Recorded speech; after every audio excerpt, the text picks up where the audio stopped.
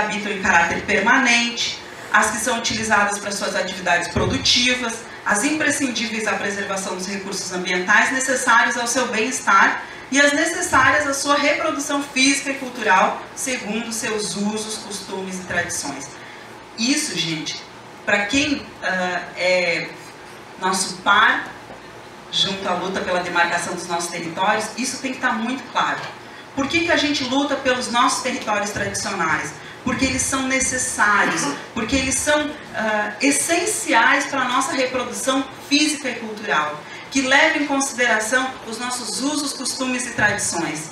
E aí ontem à noite, para quem estava aqui e ouviu o Marcos Apurina falar, ele falava para a gente que eles estiveram no Mato Grosso do Sul convidando os parentes Guarani e Kaiowá para ir morar no norte do país, lá na Amazônia, onde não tem conflito e onde eles não seriam vítimas de tanto genocídio que acontece no Mato Grosso do Sul por conta da luta pela terra.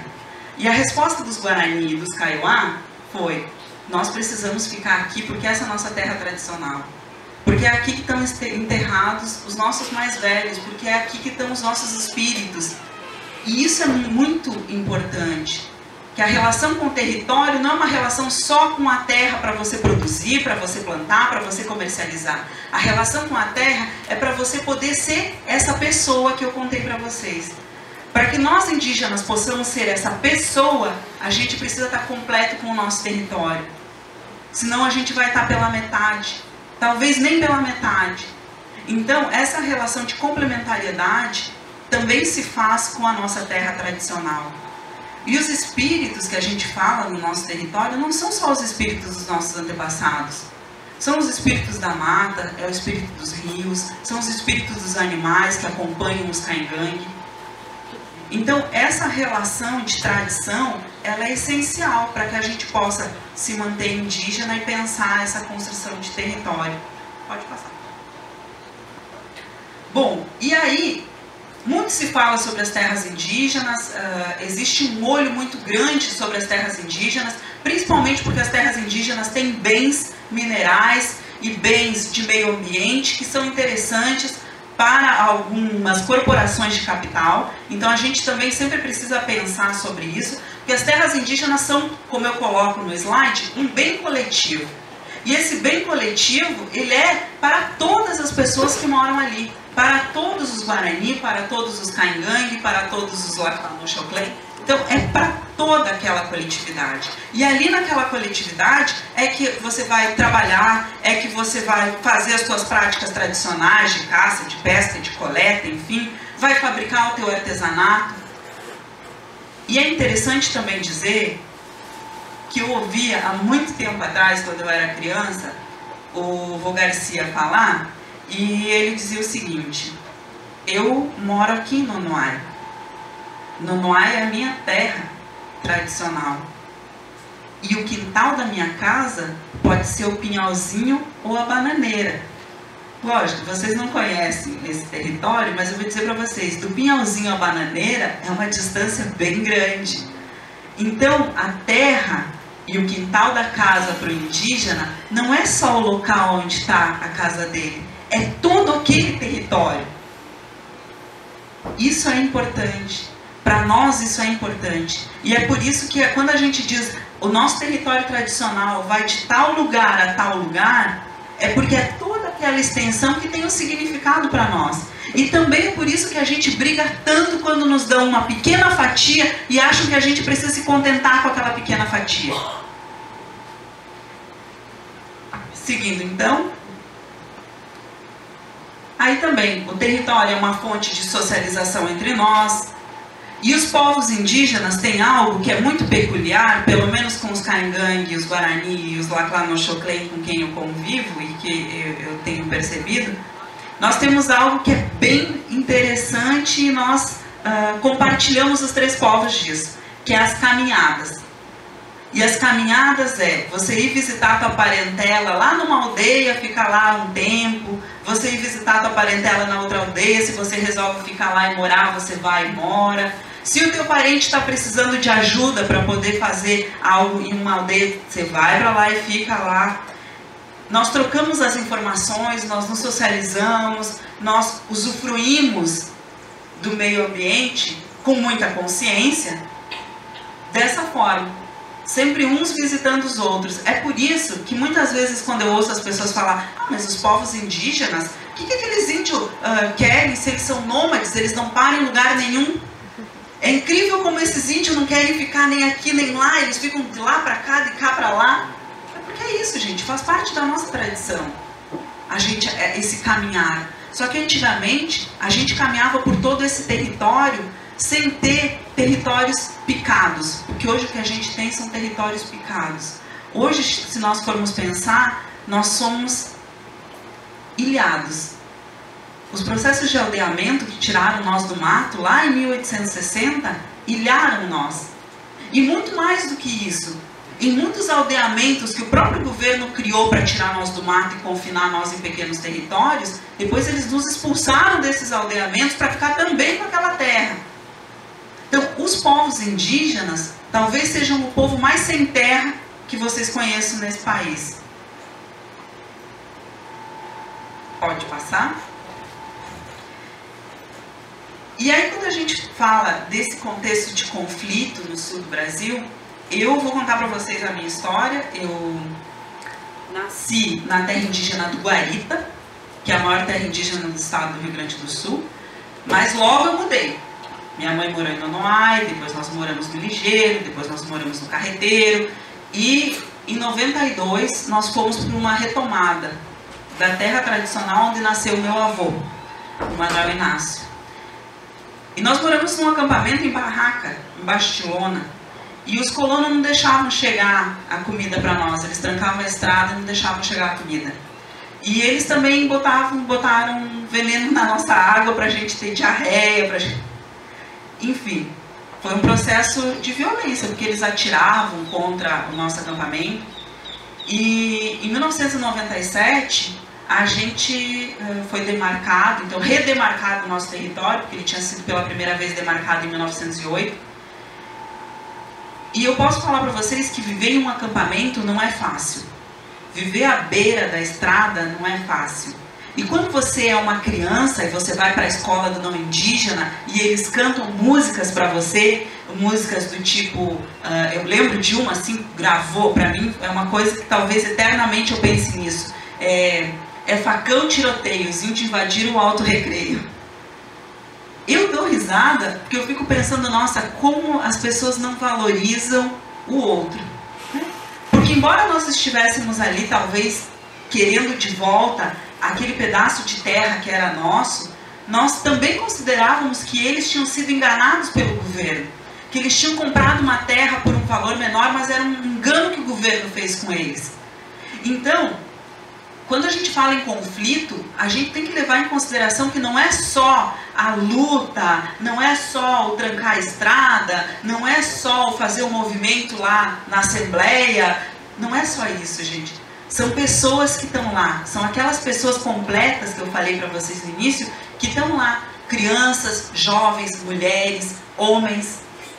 Muitos dos meus mais antigos que foram para a Serrinha, quando voltaram para a nossa terra, falavam, agora eu posso adormecer aqui e fazer a passagem para não ver.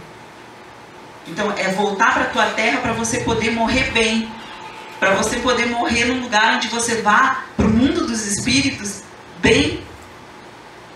Então não é só ter a terra pelo ter a terra, queremos aquela terra, não, é todo esse significado, e é toda essa luta que eu acho que que pode significar a palavra, ou ressignificar a palavra conflito, porque é um conflito com o outro, mas é um conflito com você mesmo. Todos aqueles indígenas que estavam ali embaixo de lona, nos barracos, podiam voltar para outras aldeias, podiam ir para outras aldeias, mas eles escolhiam ficar. E escolhiam ficar por quê? Por causa dessa relação de estar completo naquele lugar. Bom, o direito à terra é garantido pela Constituição Federal como um direito originário, anterior à criação do próprio Estado-nação. Antes do Brasil ser Brasil, nós já éramos povos indígenas e já estávamos aqui. A gente precisa reconhecer isso como um fato histórico, né, que não é reconhecido nem pelo governo, nem pela academia, muitas vezes nem pela sociedade, ou a maioria das vezes nem pela sociedade. Hoje eu vejo que, bom, vocês que estão aqui certamente têm alguma simpatia para com o movimento indígena ou para com o movimento de quilombo, né? Não é demarcação, é titulação quilombola. Certamente. Mas quantos que estão aí fora que não têm relação nenhuma e nem querem ter, nem querem conhecer? Porque a partir do momento que você conhece a história dos dois lados, você passa a entender ela melhor e passa a simpatizar com ela também. E demarcar terra indígena, demarcar quilombos, não é só ajudar os povos indígenas e os quilombolas a voltar para o seu território. É garantia de ter mata em pé. É garantia de ter manancial de água potável. É garantia de você poder mostrar para o teu filho que ainda existe biodiversidade no Brasil. As matas mais preservadas, os lugares mais preservados estão dentro de territórios indígenas. Se a gente olhar a foto do Xingu, que a gente pode procurar no Google, a gente vai ver exatamente o que eu estou falando. Aonde encerra o território do Xingu e começa o território do não indígena é plantação de soja. É o mato e a plantação de soja. Bom, produzimos tanta soja para quem? Produzimos tanto boi para quem? Para quem é? Será que é para nós? É isso que a gente precisa se perguntar. Bom, então vamos sacrificar mais vidas. Vamos deixar os povos indígenas mais ilhados. Por quê? Só para satisfazer o capital? Então é contra isso, é contra esse algo maior que a gente precisa lutar e pensar. E outra coisa, isso é uma coisa que me incomoda também bastante, que são as mentiras plantadas pela mídia. Nós sabemos que nós temos aqui em Florianópolis, na região metropolitana, o grande caso do Morro dos Cavalos, que é emblemático, que é uma terra, que realmente é uma terra de disputa. E aí outro dia uma pessoa veio me falar que andavam plantando uma mentira de que os indígenas Guarani iam invadir a Enseada do Brito. Isso é uma mentira. Por que eles contam isso? Para enfraquecer o nosso movimento, para enfraquecer a nossa luta, assim como tantos outros. Quer dizer, nós temos consciência que, embora tudo isso aqui fosse território indígena, que nós não vamos retomar Florianópolis, não vamos retomar a Enseada do Brito, não vamos retomar Ronda Alta, que é a minha cidade. A gente tem consciência disso. Não vamos retomar o Rio de Janeiro, né? O Rio de Janeiro tem uma praia famosíssima, uma calçada famosa chamada Copacabana. É uma palavra indígena. Mas nós não vamos retomar a Copacabana. Então as pessoas também ouvem mentiras e espalham essas mentiras como se fossem verdades. A gente precisa tomar cuidado com isso, para que a gente possa fortalecer o movimento ao invés de enfraquecer ele. Bom, voltando aqui, então, os nossos processos demarcatórios, eles têm uma lentidão sistemática. Existem terras indígenas que estão há 30 anos buscando o processo de demarcação.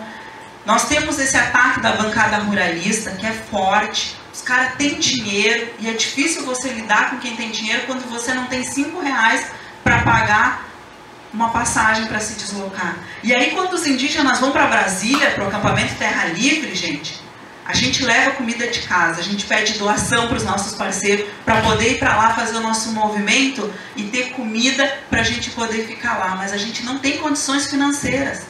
Então é difícil lutar contra o agronegócio, contra a bancada ruralista, se nós não temos as mesmas condições.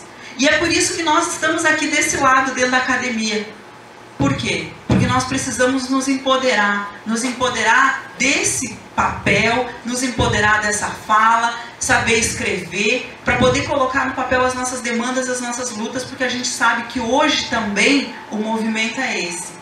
É você poder estar aqui, poder fazer com que os indígenas saiam daqui bem informados, para poder fazer a luta lá fora. Então, isso também é um movimento de luta. Bom, e aí, eu tomei isso no primeiro momento da minha fala, eu gostaria de retomar ele, porque a gente precisa pensar melhor sobre a memória dos povos indígenas.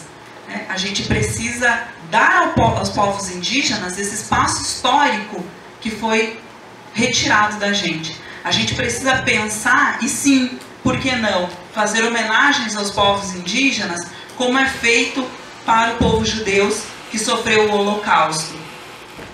Ou será que um continua sendo melhor que o outro? Eu fico pensando que a gente rende homenagens às pessoas e que deve render, por que não? Deve sim, precisa nesse. E os atos que acontecem aqui dentro da nossa casa, nós fingimos que não vemos. Então a memória dos povos indígenas, ela precisa ser resgatada nesse sentido histórico, de poder estar reivindicando, né, esse reconhecimento memorial dos grupos que foram considerados extintos, dos grupos que estão aqui ainda vivendo, mas que tiveram grande parte da sua população exterminada. Bom, gente, é isso. Muito obrigada. E eu espero que vocês possam nos apoiar na nossa luta.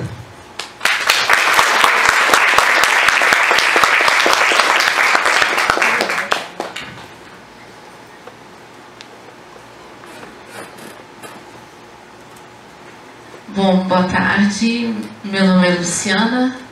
Eu sou estudante de Ciências Sociais aqui na universidade. Eu acho que eu estou terminando já a graduação. Eu sou militante do Movimento Negro Unificado há uns quase 4 anos. Eu sou moradora do maciço do Morro da Cruz, aqui na Grande Florianópolis.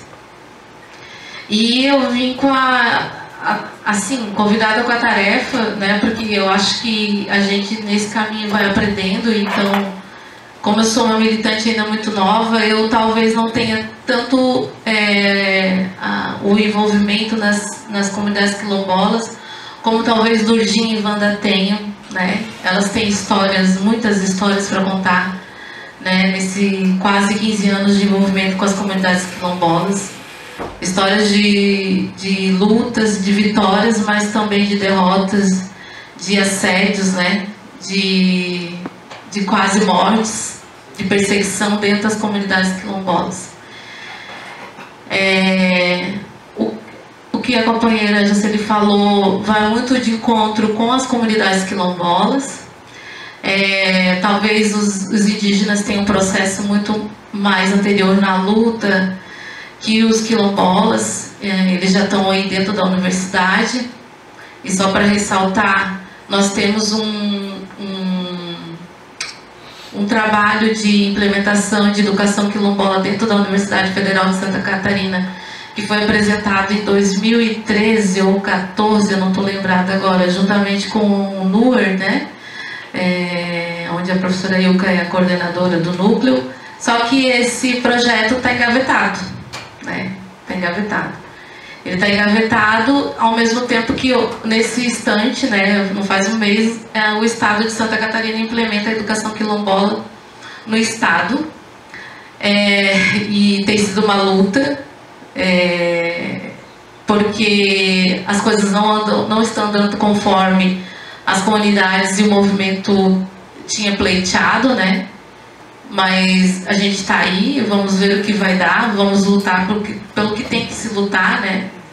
Ainda há muita perseguição, racismo institucional dentro da Secretaria do Estado, né?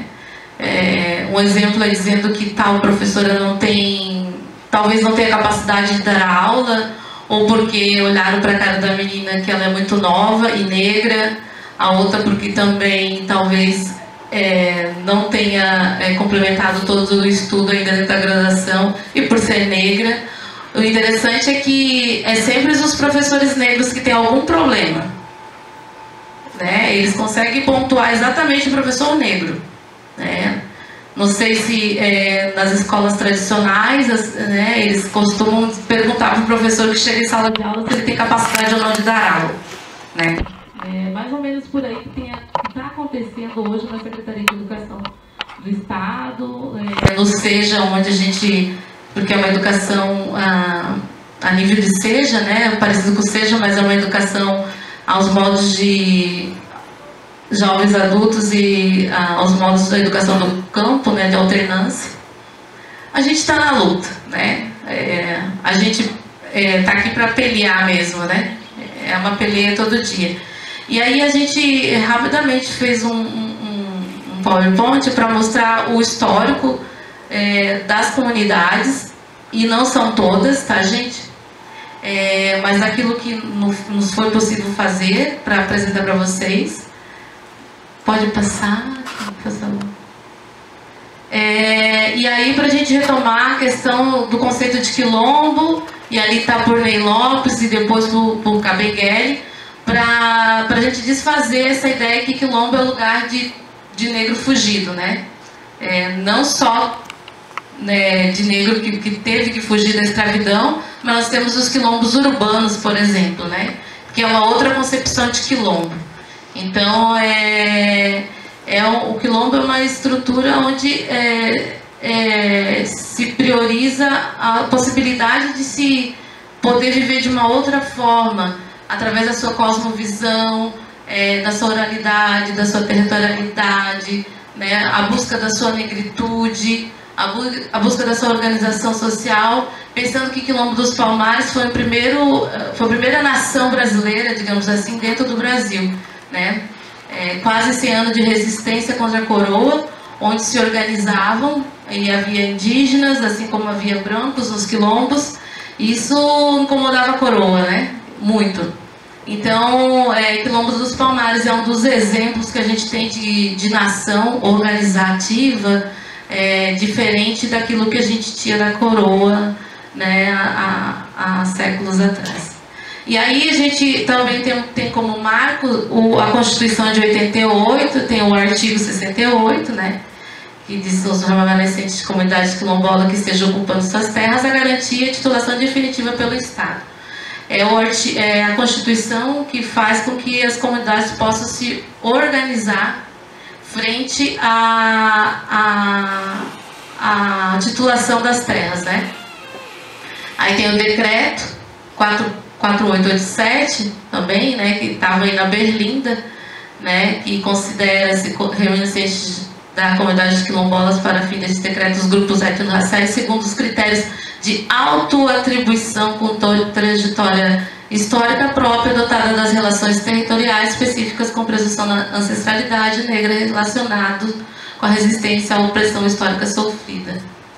É necessário esse resgate dessa opressão histórica sofrida, diferentemente dos indígenas que aqui já estavam. A gente precisa resgatar o processo de escravidão desses sujeitos, né? Não há como reconstruir um quilombo se a gente não conseguir compreender quem foi o sujeito escravizado aqui no Brasil. É necessário, né? Então, o decreto ele contempla essa definição de quilombo. E aí tem as legislações, a Jocely mostrou 312 e 316.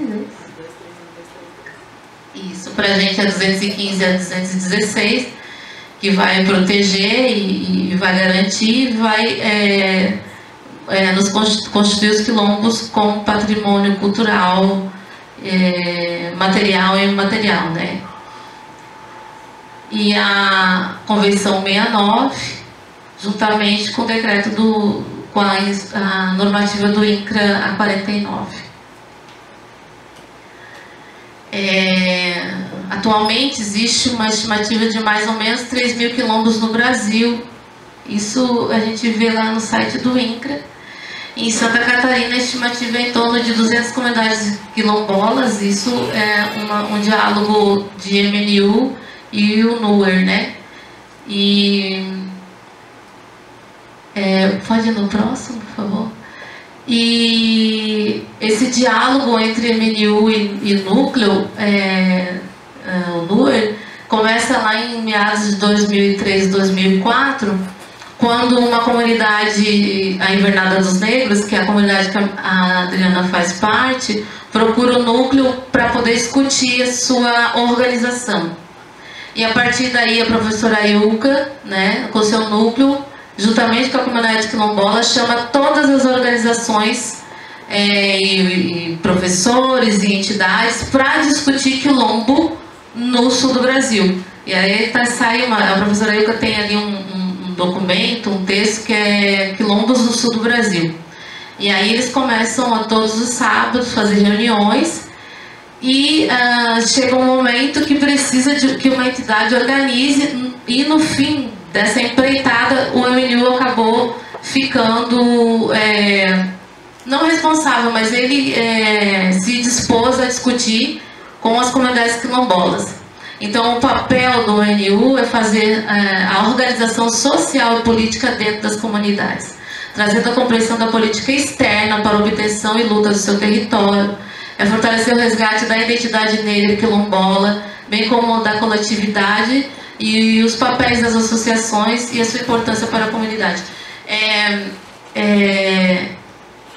Nesse momento é necessário que o movimento se faça presente, porque dado o histórico de luta, e aí não menos que a questão indígena, né, a gente não tem essa memória que o indígena tem da sua língua, do seu povo. Nós não temos. Eu não sei de que eto em África eu saí, mas eu já descobri que eu sou de um quilombo no Rio Grande do Sul, né? Agora falta ir lá fazer pesquisa. Pesquisa não, né? Falta lá eu reconhecer os meus parentes. Mas é necessário que uma organização que discuta a questão racial no Brasil, né? E aí o movimento negro se coloca, para que consiga fazer essa busca juntamente com a comunidade, né?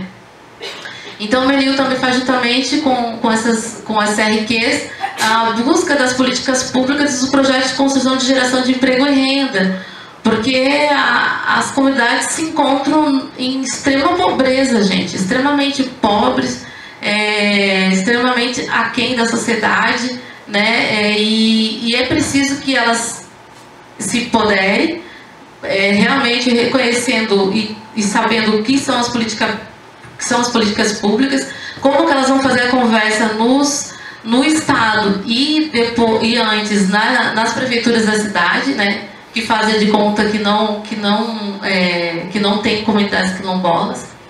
Então o Menil começa aí em 2003, 2004, não a sua luta, né, mas sim a discussão com as comunidades quilombolas a partir da Universidade Federal de Santa Catarina com a professora Ilka.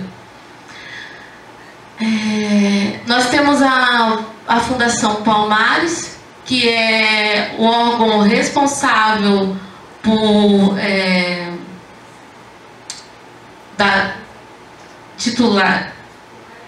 de certificar as comunidades, né? Então a comunidade tem que ter esse reconhecimento, ela tem que se auto-reconhecer. Quando ela se auto-reconhece, ela procura a Fundação Palmares, e aí tem uma série de documentos, por isso que ela tem que abrir uma associação, ela tem que ter tido essa discussão, ela vai abrir um chamado na Palmares, e ele vai dar a certificação, que é o primeiro passo para poder depois finalizar com um relatório. Próximo aqui.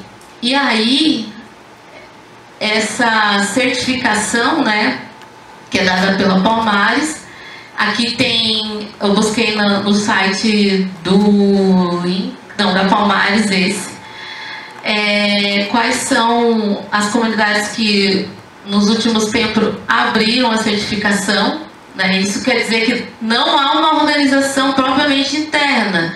Tipo, o MNU sabe que existe Araquari, Areias Pequenas, Tapocu, a Rosalina é uma que a comunidade, o MNU vem conversando, o Beco do Caminho Curto também, mas as outras, pouco a gente tem acesso, né? Lembrando que o movimento não tem estrutura, tá? Então, ou a gente paga do nosso bolso, ou a gente paga do nosso bolso para ir até essas comunidades. Porque às vezes as pessoas acreditam que é super fácil de chegar dentro de uma comunidade, fazer uma organização e tá tudo pronto. Só a Invernada dos Negros até a titulação são 10 anos. E não está toda titulada. Então é um trabalho de muito fôlego e de muito amor à militância. Essa é a palavra, tem que ter amor à militância. De processos abertos no INCRA, nós temos 14, né? Dessas 14, a Invernada dos Negros, o movimento trabalha conjuntamente. São Roque, Campos dos Poli, Valongo, não temos problemas com a questão do Valongo. Morro do Fortunato, Toca Santa Cruz, essa de Ceará também não, Itaboco também não. Areias também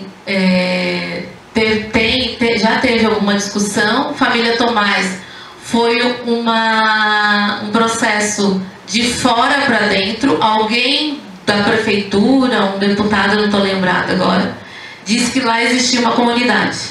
E aí é uma família,